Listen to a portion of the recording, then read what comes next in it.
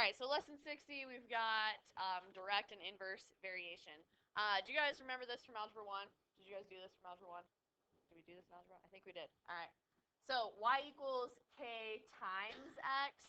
So you have two variables. K is the constant, and that's going to be called direct variation.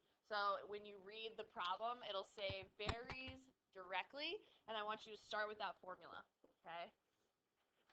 And we'll use probably variables that relate to the problem instead of y and x.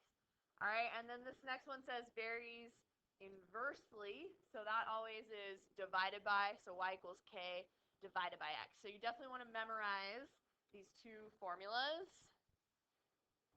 All right. So the number of bluebirds in every tree in the grove varied directly as the number of redbirds. So that sentence writes your formula, all right? And it goes in the order that it's written. So the bluebirds in every tree vary directly as redbirds. So varies directly is multiplying. So the bluebirds varies directly as the K with redbirds. Bluebirds varies directly with redbirds. So we write our formula. In one tree, there were 12 bluebirds and 3 redbirds. So they're giving you like a coordinate point, and this is so you can find the constant K. So we've got, there were 12 bluebirds and 3 redbirds. So they always give you enough information to find K first. So when we solve, we get that K is equal to 4. And then we plug it back into our equation, which means that since it's always varying directly, the number of bluebirds is always going to be equal to 4 times the number of redbirds. And then we plug in the rest of it and answer the question. So if in another tree there were 6 redbirds, how many bluebirds were in this tree? So if there were 6 redbirds, we plug that in. That means that there were 24 bluebirds.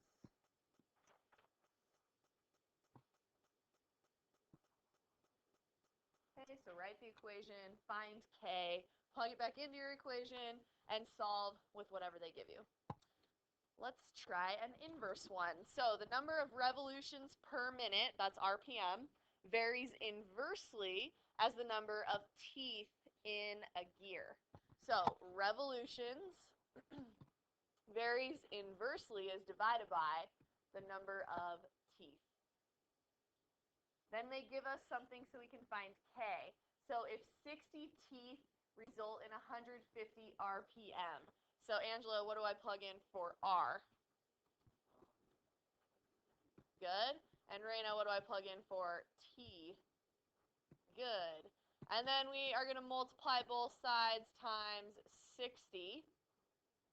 Was that 9,000, you guys? Is that 9,000?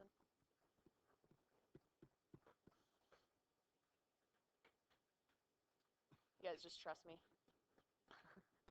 All right, so let's plug it in now to just our formula. Now we know that K. So no matter what, the RPMs is always going to be equal to 9,000 divided by the number of teeth. So now we can answer the question. What would be the RPM if the gear had 100 teeth?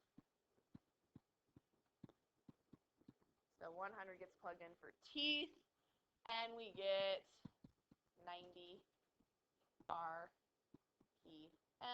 revolutions per minute.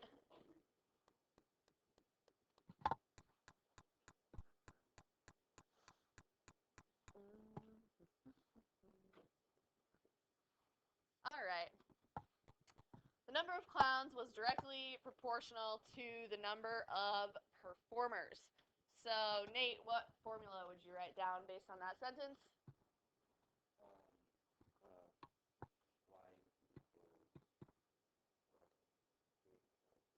Okay, except for instead of y and x, what variables should we use? Okay, good, clowns and then performers. If there were 40 clowns when there were 20,000 performers, so Nate in the front, what do I plug in for C? And what do I plug in for P? Good. So we find k by dividing by 20,000 on both sides, and we should reduce the fraction if we get a fraction. Let's see, 4 goes into itself once, 4 goes into 25, so 500, 1 over 500. Okay, so first write the formula down with your k plugged in. So then it says, how many clowns would there be if there were 12,000 performers? So Kara, what do I plug in for, or what do I put 12,000 in for? Yep.